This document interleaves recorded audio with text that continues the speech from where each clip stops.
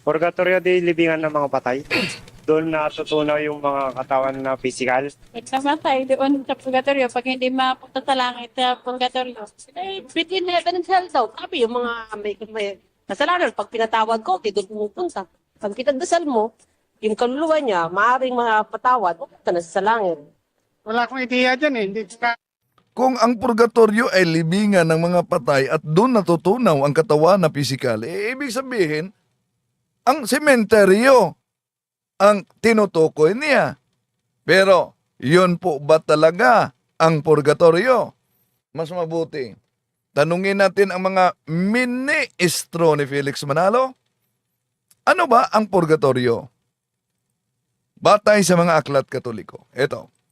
Kapatid na Victor, ayon sa paliwanag ng pari sa Iglesia Katolika, ano daw ba yung purgatorio? Sasagutin po tayo ng kanilang aklat. Ito po ang katisismo nila. Ang sumulat nito ay si Luis de Amisquita sa pahina 26. Pansinin ninyo mga kapatid, ayon kay Victor Sandoval, ang aklat daw na ginagamit niya ay katisismo na ang may akda ay isang paring Katoliko, si Father Luis de Amasqueta. At anong pahina daw ang binasa niya? Ang sumulat nito ay si Luis de Amisquita sa pahina 26. O sa pahina 26. Pero tingnan ninyo ang pinakita nila sa TV screen. Anong pahina? Ganito ang kanilang sinasabi. At sa purgatorio, O pahina 21. Tiningnan ko dito sa pahina 21, yung tinutukoy niya wala. Sa pahina 26 na binanggit niya, wala din. O ano nga ba talaga, kuya? Ha? Pero, okay, pagbigyan na lang natin. Basta binasa nila. Ngunit, sa binanggit niya, pahina 26, pinakita niya, pahina 21, tiningnan ko dito, wala sa pahina 21. ang tatahanan kaya pagsasangagan, kumbaga sa ginto, sa mga kaluluwa, So, pag sasanagan, ayon sa katisismo, ng kaluluwa, ng Kristiyanong banal na nakapagsisiman at nakapagkumpisal man, datapat hindi pa nakapagkawas dito sa lupa ng buong kawas. So, nakakumpisal, bagamat hindi pa nakapagkawas dito sa lupa, buong kawas. Yan ang sabi, kahit di makita sa 21 at 26 na binanggit niya, wala naman tayong tutol sa binasa na yan. Mga kasalanan nila. Ayon sa aklat na binasa natin, kapatid na Edgar, ang purgatorio daw ay sangagan. Sangagan ang purgatorio Mga kaluluwa, sa mga kaluluwa, mga sinasabi nilang mga Kristiyanong banal. At ang sa mga Kristiyanong banal. Bakit po ba may ganon? Una, para maunawaan sa lahat, ang Diyos ay hustisya. And God's justice demands atonement of our sin and purification of soul. Pansinin ninyo, yung nangyari ni Propeta David na nagkasala siya, ang tanong, asan siya nangungumpisal sa kanyang kasalanan? Direkta ba sa Diyos? Hindi. Doon kay Nathan. Sinabi ba ni Nathan, dumiretso ka na lang sa Diyos? Hindi, si Nathan ang nagpatawad. At nang pinatawad ni Nathan sa ngalan ni Yahweh ang kaniyang kasalanan, may absolusyon, hindi ka mamamatay. Pero may temporal punishment kahit pinatawad na. Bakit? Dahil ang bata galing kay David ay siyang mamamatay. Ito ang mabasa natin sa Ikalawang Samuel, Kapitulo 12, versikulo 13-14. Sinabi ni David kay Nathan, nagkasala ako kay Yahweh. Sumagot si Nathan, pinapatawad ka na ni Yahweh at hindi ka mamamatay. Ngunit, dahil nilapastangan mo si Yahweh, ang magiging anak mo ang mamamatay. So napansin niyo mga kapatid, na ang hustisya ng Diyos, kahit pinatawad na ang kasalanan, ay may temporal punishment. Dapat mabayaran natin habang buhay pa tayo. Una, sa talatang binanggit natin, dahil binasa nila dito ang pangungumpisal, pero kahit nangungumpisal, meron pang kailangang kasalanang i-purify, yung temporal punishment na i-purify, nabasa natin sa Biblia, mga kapatid. No? Para maunawaan, halimbawa, si Bro John Ray nagmaneho ng kanyang sasakyan. Nagkasalubong kami, nagmamaniho ako ng sasakyan. Nabunggo ko ang sasakyan ni Bro John Ray. Anong nangyari? Nasira ang kanyang sasakyan. Nasira din ang sa akin. Pero dahil kaibigan at kasama kami sa punto por punto, pinatawad ako ni Bro John Ray. Pero, kailangan kong magbayad sa damage ng naturang sasakyan. Ganon ang epekto ng kasalanan kahit pinatawad na. Okay, tuloy natin. Dahil ginamit nila ito, ginamit din nila ang pananampalataya ng ating mga ninuno ni James Cardinal Gibbons. Pakinggan natin ang mga ministro ni Felix Manalo. Nandun daw yung kahit nakapagsisi, kahit nakapagkumpisal sa kanilang kasalanan, sabi nung pare, hindi nakapagkakawas ng kanilang kasalanan.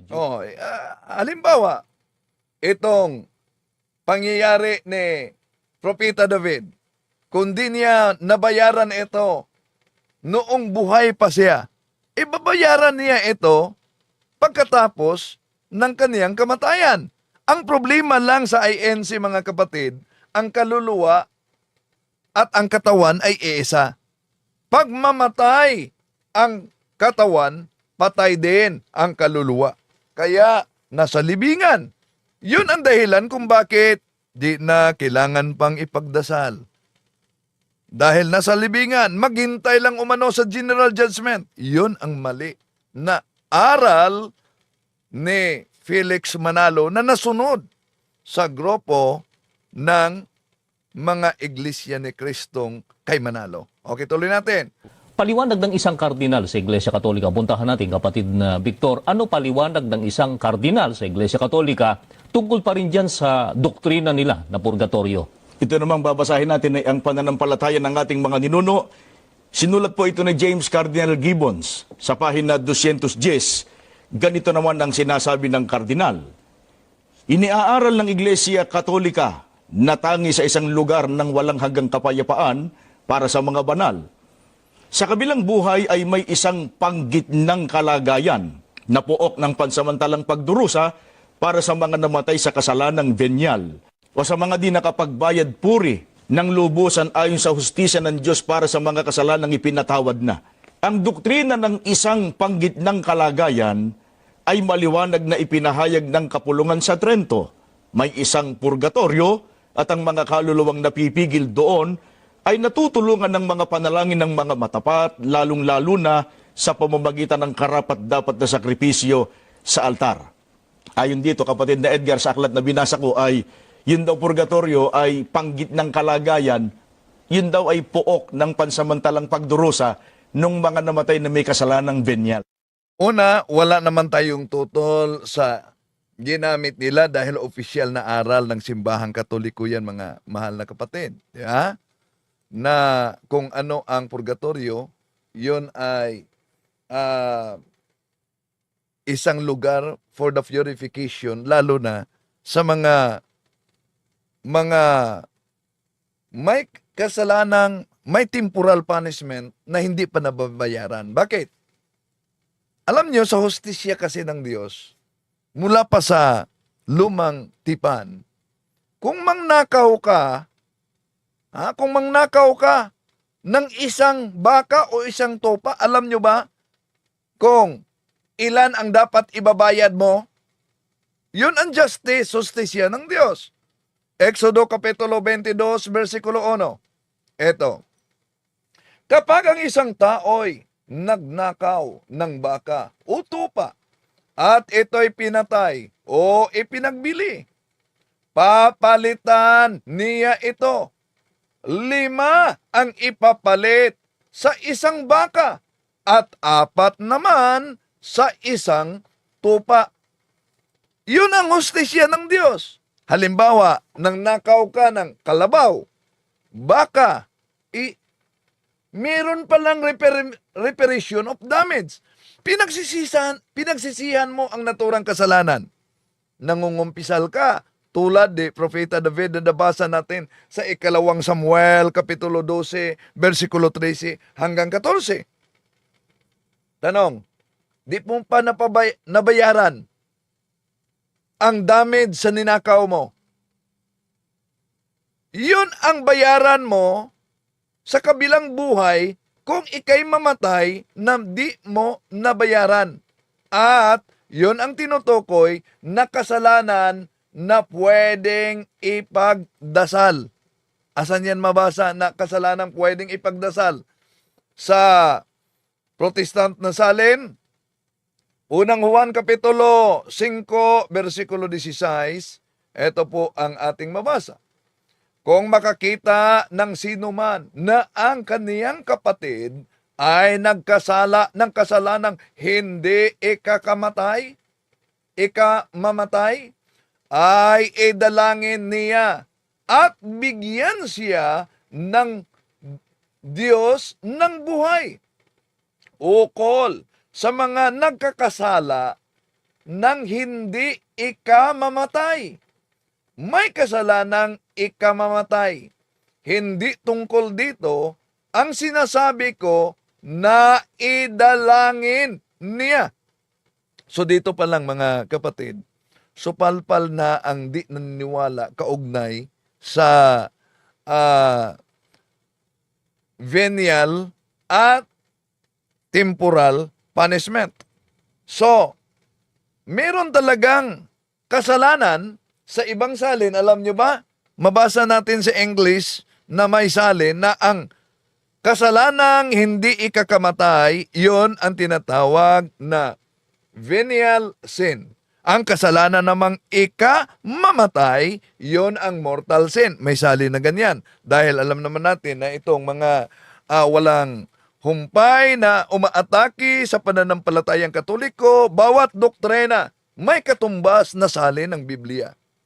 Ngayon, ang tanong, anong tawag doon na linisan sa naturang purgatorio? Ayon, ang temporal punishment.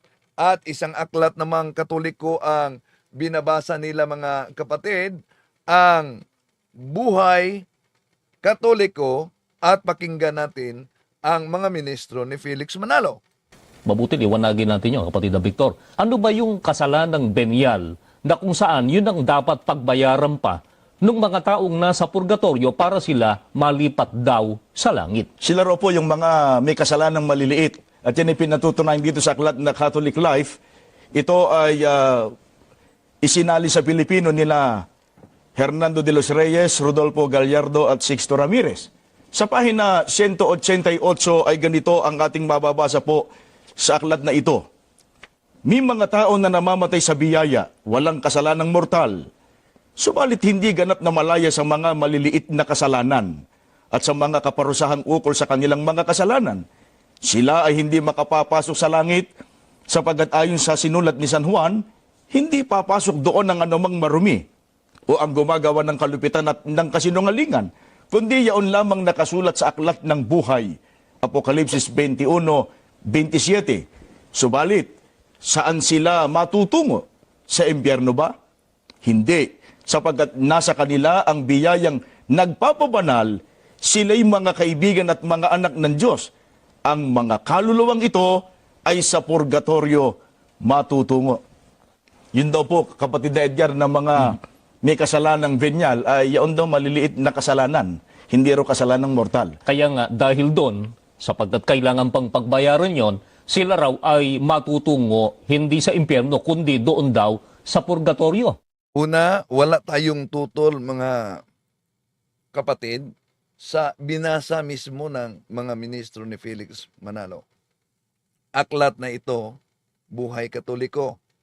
Totoo naman talaga na may lugar para ang kaluluwa ay dapat linisan Oh. At kung tingnan natin ang mabasa sa banal na kasulatan, napakalinaw, mga mahal na kapatid. Una, mula pa sa lumang tipan na kailangan talaga ang hindi natin ipagkait ang ating tulong sa mga patay. Asan yan? Nasa Eklesiastiko, Sirakian, City 33. Ito ang mabasa natin.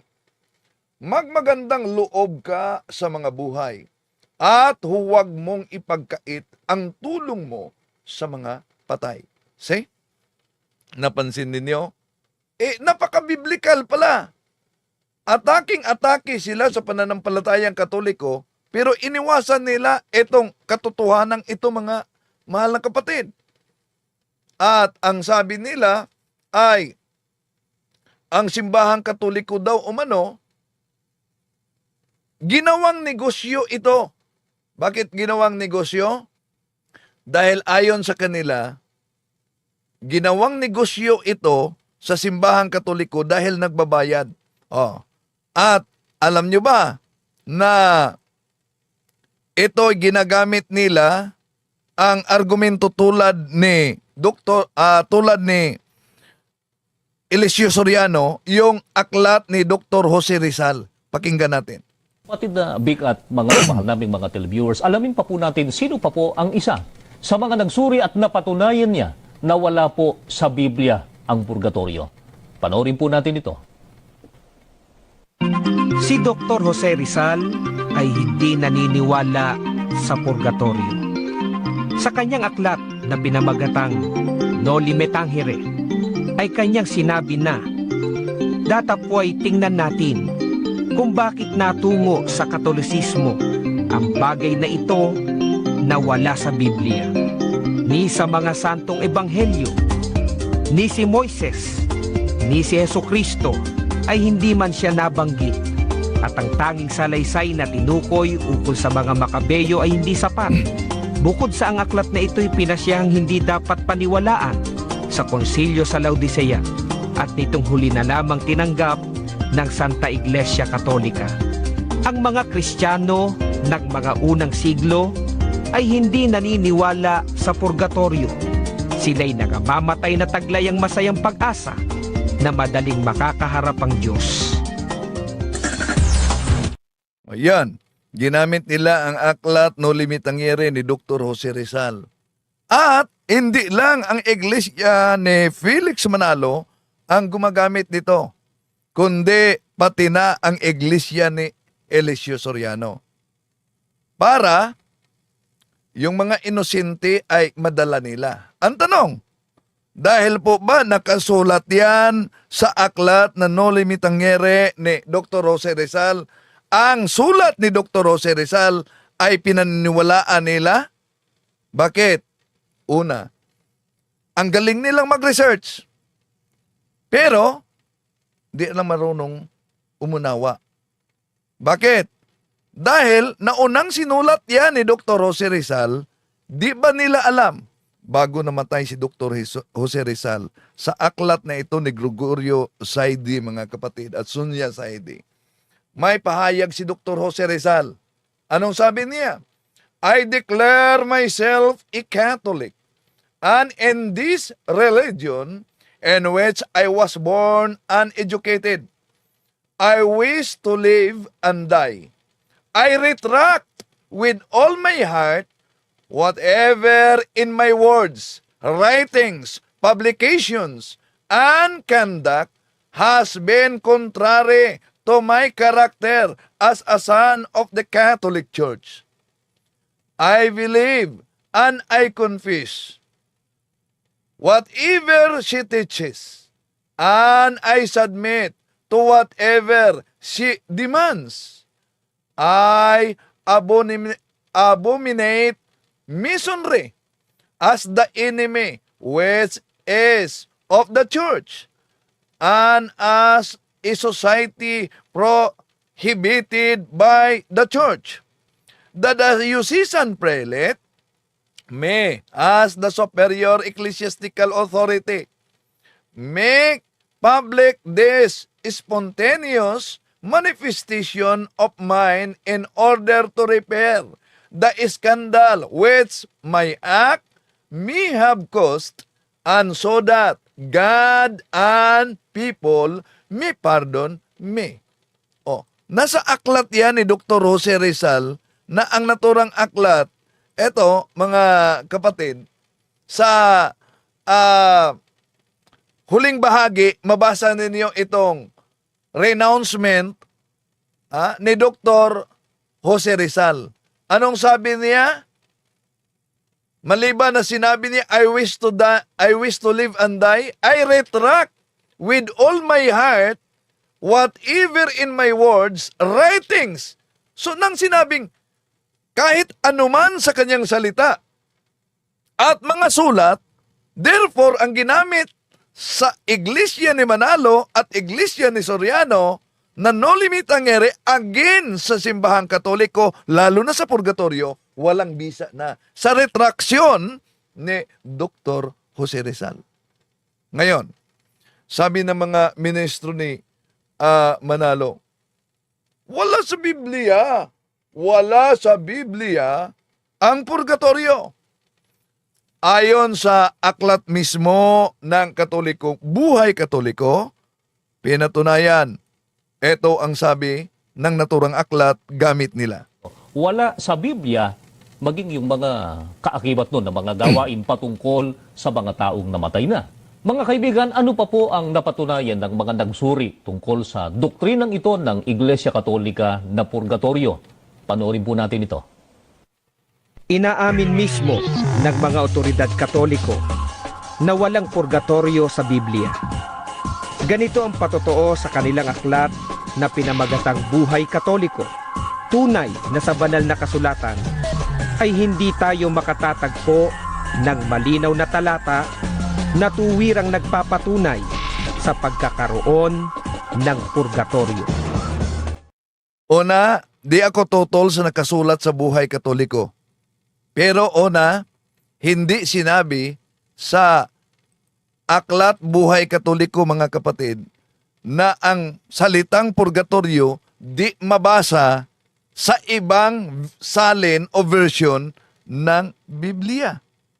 Di niya sinabi na ang salitang purgatorio di mabasa sa ibang salin ng Biblia. Bakit? Hanapin ninyo itong salin na ito. Sa mga INC, di ba mahilig kayo? Di ko muna banggitin ang talata, Pero, letra por letra, hanapin ninyo ito na Biblia. La Sagrada Biblia Testamento, La Sagrada Biblia, Felix Torres Amat. May nakasulat.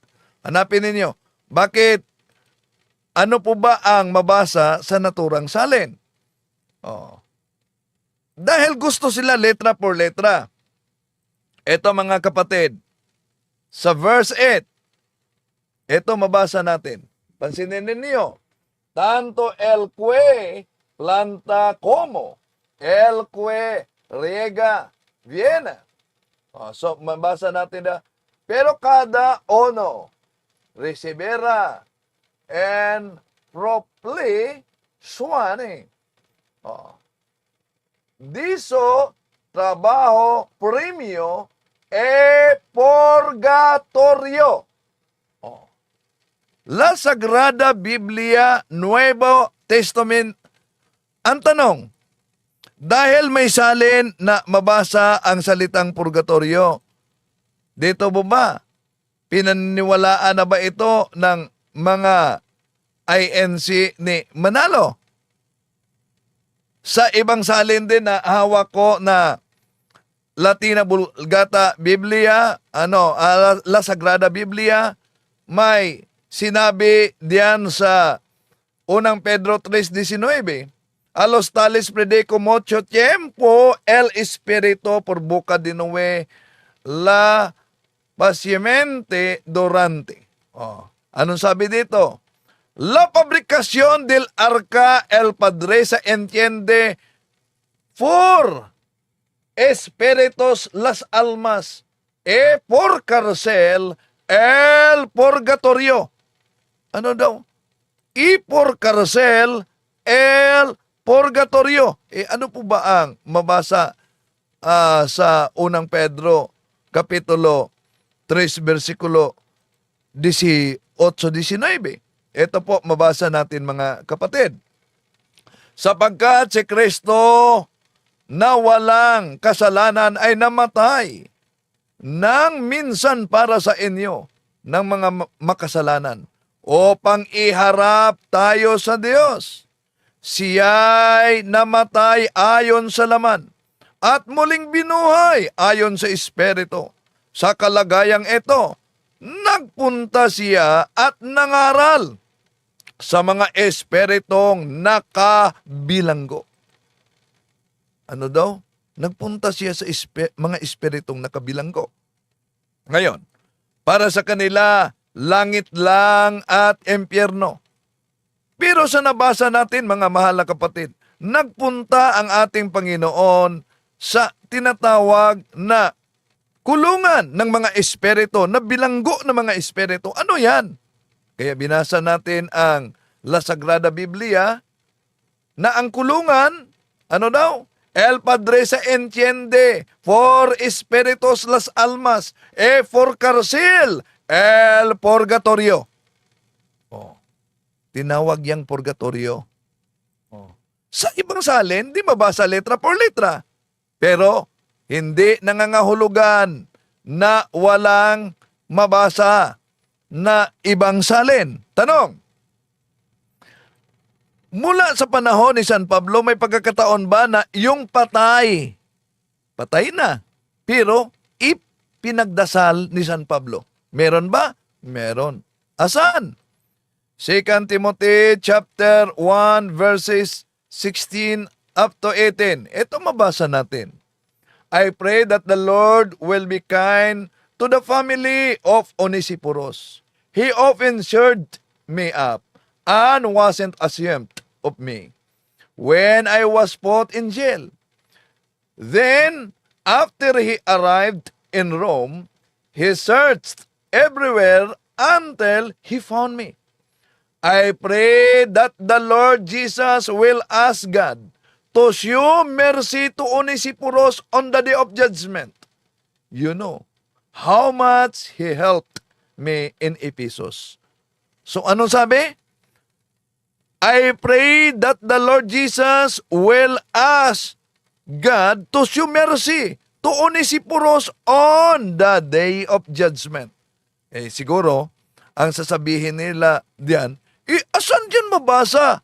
Napatay na si Onesiphorus. May mabasa na sabi ni San Pablo, I pray that the Lord Jesus will ask God to show mercy to Onesiphorus on the day of judgment. Pero may mabasa ba? Di silipin natin ang tinatawag na Bible commentary kaugnay diyan. Ito sa pahina 580, mabasa natin sa Bible commentary. Onesiphorus is anon. He must have been a member of the church at Ephesus, where his family still resided. The expression of St. Paul conveys the impression that this generous person was dead at the time he wrote. So ano daw? Patay na si Onesiporo noong panahon na isinulat niya ito. Ano ang kanyang isinulat? I pray that the Lord Jesus will ask God to show mercy to Onesiphorus on the day of judgment. Napakalinaw mga mahal na kapatid. Pero, ginamit naman nila itong, imagine, hindi mabubuhay sa pangangaral ang Iglesia ni Manalo kung di ginagamit ang mga iba't ibang aklat Katoliko. Ang problema, itong mga aklat Katoliko ginagamit nila, mga lumang-luma na sa panahon pa ni Felix Manalo, mga kapatid, na mahirap nating hanapin. No?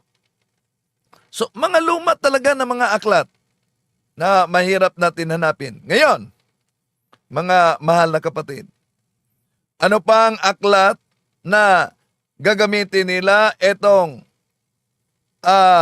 the question box. Dahil sinabi daw sa aklat na ito na imbento ang purgatorio. Sige, pakinggan natin. Pakinggan natin.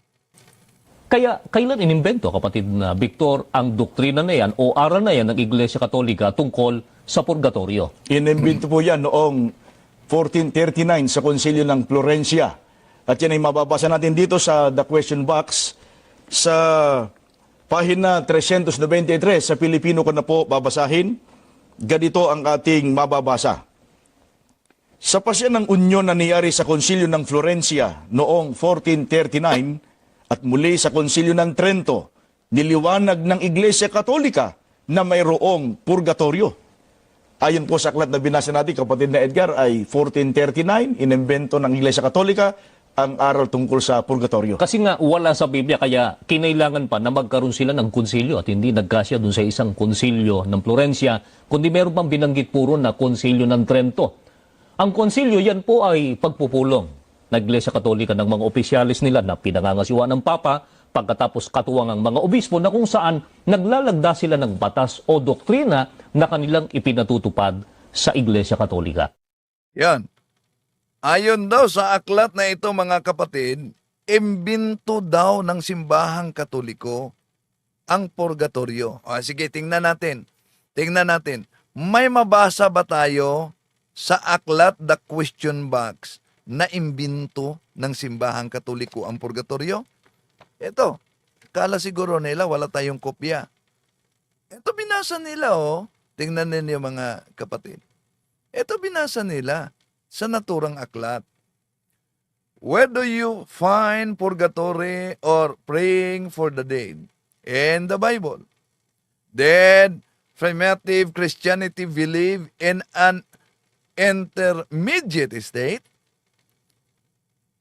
Is it not more reasonable to suppose that at the death, a man goes directly to heaven or to hell? Ito ang binasa nila. The Catholic Church has defined. Ang sabi has defined, hindi sinabi has invented. Ang layo naman. Ang sabi, the Catholic Church has defined the existence of purgatory and the decree of the union drawn up at the Council of Florence in 1439. And again, at the Council of Trent, which says, the Catholic Church, instructed by the Holy Ghost, has from the sacred scripture and the ancient tradition of the fathers taught in the sacred councils, and very recently in the ecumenical synod. So ano daw, mga kapatid? Has defined. Saan ang sinabi ng mga ministro na inaamin ng otoridad Katoliko na ang purgatorio ay inimbento sa konselyo? Ang tanong, kung ang simbahang Katoliko ba'y magdeklara sa pamamagitan ng konselyo, mga kapatid, ay ibig ba sabihin, nag-imbento siya ng bagong aral? Ito po, ginagamit din nila ito, our Faith by John Carmel Hinan, sa pahina 101, para patunayan natin na mali ang interpretasyon ni Manalo at ng mga ministro ni Manalo pag mabasa nila na defined by the church, inimbento na. Bakit? Ito ang mabasa natin, mga mahal na kapatid. Kung tingnan ninyo ang nakasulat. The church has done this from the beginning. But defining a dogma does not mean that the Catholic have to believe some new truth. It means only that the Catholic Church thinks it necessary to state the truth in clear terms. napakalinaw ang deklarasyon, hindi ang pag-imbento, kundi niliwanag lang ng simbahang Katoliko ang termino. Kinaklaro ang termino, hindi inimbento. Kaya nga, balikan natin ang the question box na ginagamit nila. At dapat aware kayo mga kapatid, dahil ito kasi talaga ang ginagamit nila, no? Ng mga ministro ni Felix Manalo. May mabasa natin ang karugtong dito sa iniwasan nila sa naturang pahina 393. Kung babasahig, may kopya kayo. May mabasa diyan na ang purgatorio, ang estado na ito ay mabasa sa ikalawang Makabyo 12:42-46. Ngayon, kung tingnan natin ang konsilyo, ang mga apostolis ba noon ay nagsagawa ng konsilyo? Nagsagawa sila ng konsilyo. Ito po ang mabasa natin sa heading lang sa Christian community. Ito na mabasa natin sa Acts chapter 15 verse 1. The Council at Jerusalem. Sa taong 50 Anno Domini, nagsagawa sila ng council. 50 Anno Domini, mga mahal na kapatid, nagsagawa ng council. Ngayon, ano po ba ang ginawa ng mga apostol matapos itong council na ito? Mas mabuti na itong paborito nila na salin na Lamsa Translation ang mabasa natin sa Gawa Kapitulo Acts chapter 16 verse 14. Ito ang mabasa mga mahal na kapatid. And as they went through the cities, they preached and taught the people to obey the decrees which the apostles and elders had written at Jerusalem. Yun palang makita na natin, kahit sa paborito nilang Biblia, na inatasan ang mga sumusunod sa ating Panginoon Jesucristo at sa mga apostol na tanggapin kung ano man ang idineklara sa sinabing council ng simbahan. Pero alam nyo, ginagamit nila ang aklat ng dating paring Katoliko, si Lucian Vinet, na I was impressed sa kanyang banat. Bakit? Ito mga kapatid. Victor, ng mga nagsuri na ang purgatorio talagang wala ito sa Biblia. Hindi ito doktrina na itinuro ng Panginoong Jesucristo at maging ng kanyang mga apostol. Ngayon, wala pa na sa Biblia. Saan galing ang doktrina ng Iglesia Katolika tungkol sa purgatorio? Yan po ay inimbento lamang ng Roma ayon sa dating pari na si Lucien Binay na sumulat ng aklat na pinamagatang I Was a Priest. Pero bago natin ituloy mga kapatid, nakalimutan ko pala, ang gusto nila letra por letra, di nila tanggapin ang tinatawag na deklarasyon ng konsilyo ng Simbahang Katoliko. Di nila yan tinatanggap. Dapat nasulat sa Biblia. Pero alam nyo ba, ang INC, meron silang Council of the Church. Pero ang tanong, nabasa ka yan sa Biblia? Bakit? Eto mga kapatid, ang council nila, basahin ninyo Pasungog Magazine, Agosto 1977, ni Cipriano Sandoval. Kaano-ano kaya ito ni Sandoval? Pahina 5. Who composed the Economic Council of the Church of Christ? Article 3, the Church Council. Article 1, the Church Council shall be composed of the executive minister, the presiding officer, the general evangelist, division ministers, general treasurer. Yon ang nagkumpos sa kanilang tinatawag na Economic Council. Ngayon, di sila maniniwala sa salitang purgatorio. Bakit?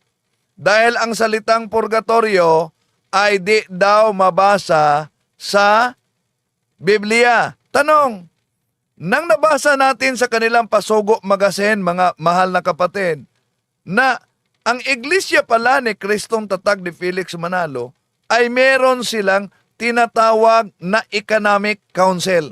Tanong, asan mabasa yung Economic Council? Banat ng banat sila sa Council ng Simbahang Katoliko dahil di daw mabasa sa Biblia at imbinto lang ng Simbahang Katoliko, pero meron naman silang sariling council. Ang problema, para sa pera.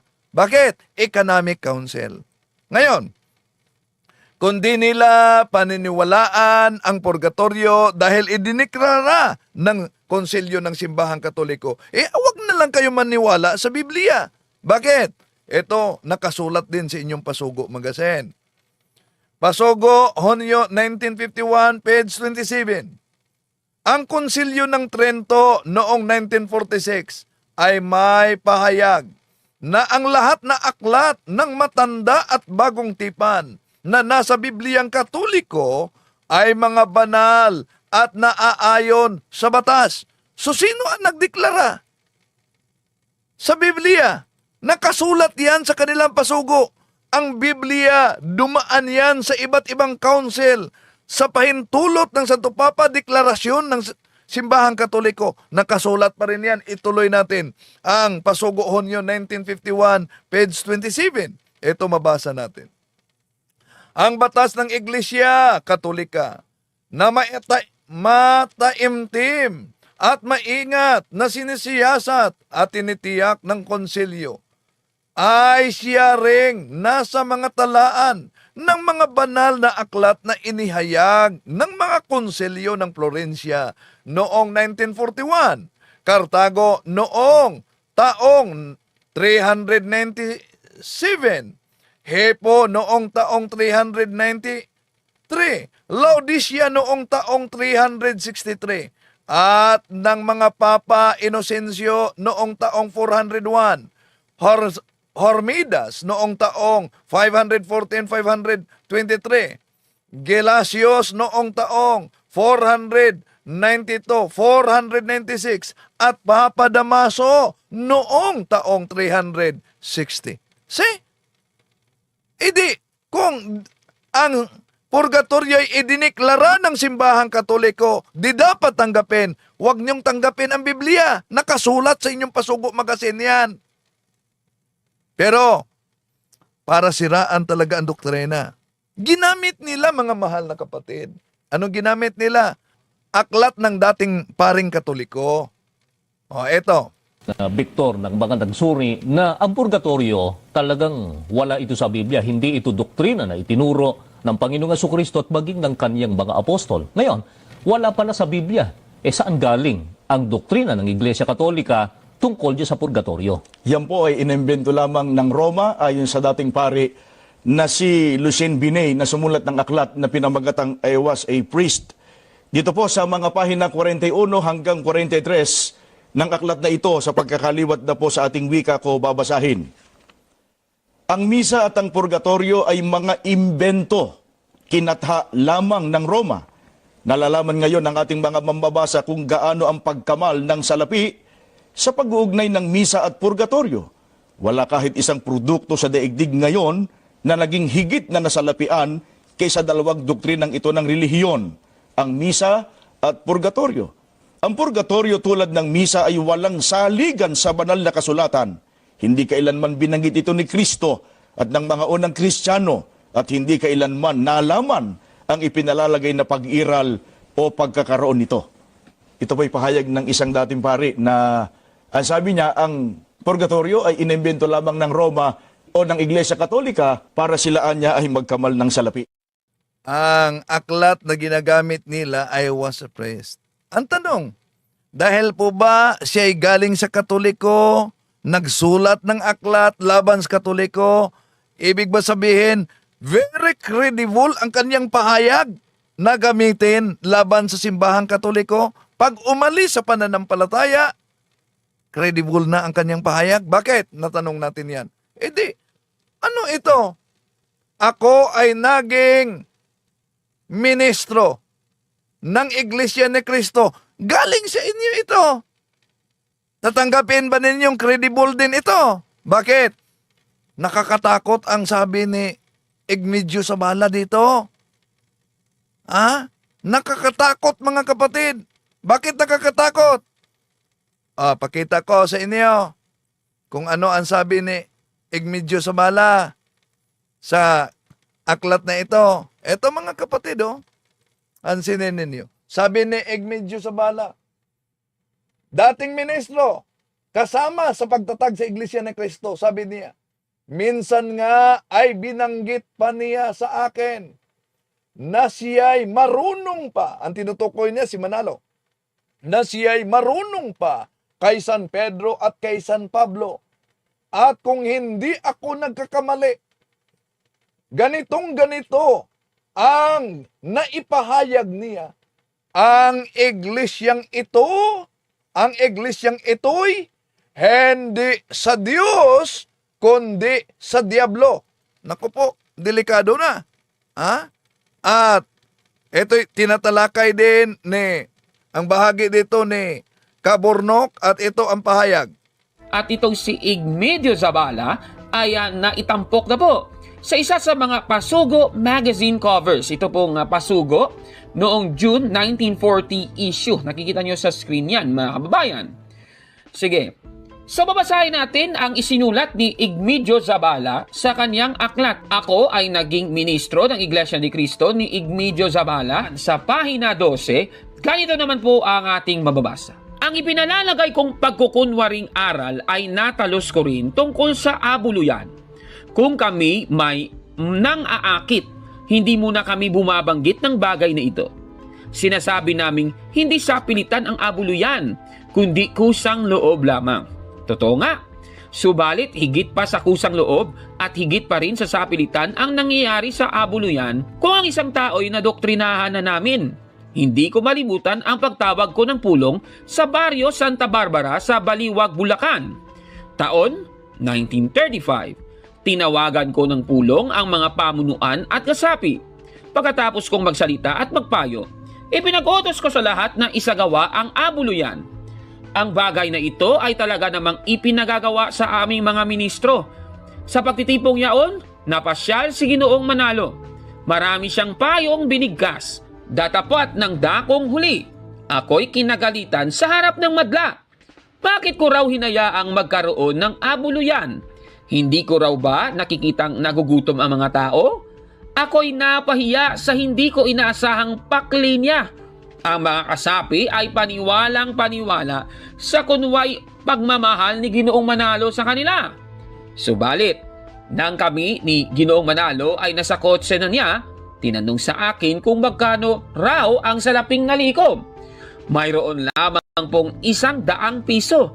Ang tugon ko, medyo nakangiting wika sa akin ni Ginoong Manalo. Malaki na yan. Kinuha sa aking kamay ang sobrang naglalaman ng salapi. Kami ay nagtungo sa isang hotel sa Santa Cruz, Maynila. At dooy kumain kami ng sagana. Pagkatapos ay inatasan akong magtungo sa Olongapo, Zambales sapagkat ayon na rin sa kanya, doon ay mahina ang abuluyan. Naaawa ako sa mga walang balay na kasapi sa aming iglesia. Nahabag ako sa mga naroon pa ngayon at idinadalangin kong naway hindi na magtagal ang pagsinay ng liwanag ng katotohanan sa kanilang isip. Grabe naman pala talaga itong si Felix Manalo. Ayon sa dating ministro na si Igmedio Zabala. Ayan. Dating ministro yan. Dahil ginamit nila dating pare na may aklat. Ibig ba sabihin na credible din ang nakakatakot dahil sinabing sa demonyo ang narinig niya kay Felix Manalo. Pahayag yan ni Igmedio Zabala sa pahina 16 sa naturang aklat, mga kapatid. Na ano daw? Ito, narinig niya galing kay Felix Manalo, ang iglesyang ito'y hindi sa Diyos, kundi sa diablo. Huwag lang magalit ang ating mga mahal na kapatid, lalo na sa Iglesia ni Cristo. Di po natin layunin na saktan ang damdamin ninyo. Kundi sa matagal na at walang humpay na pangangatake sa banal na pananampalataya ng simbahang Katoliko, gamit itong iba't ibang mga aklat na nasaksihan ninyo mga kapatid. O, kung wala kayong kopya nito, paano nyo sasagutin yung mudos ng mga manalista?